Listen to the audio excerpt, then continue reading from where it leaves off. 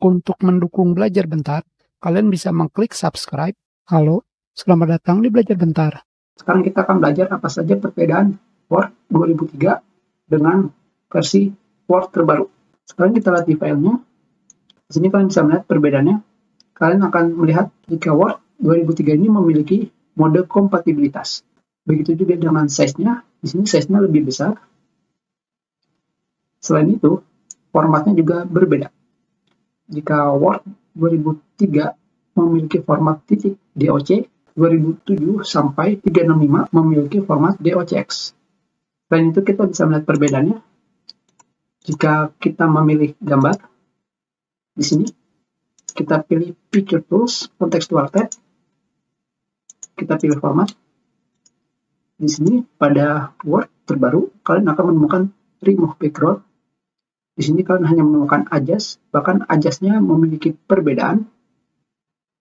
Selain itu di Word 2003 terdapat shadow effect, dan di sini sudah digabung, dan di sini kalian bisa melihat perbedaannya. Selain itu, jika kalian memilih gambar pada dokumen kalian, gambar pada Word 2003, kalian tidak bisa melihat preview bagaimana gambar tersebut dikecilkan. Begitu pula jika gambar tersebut dibesarkan. Seperti ini. Sedangkan pada versi Word terbaru, kalian bisa melihat previewnya saat gambar tersebut dikecilkan.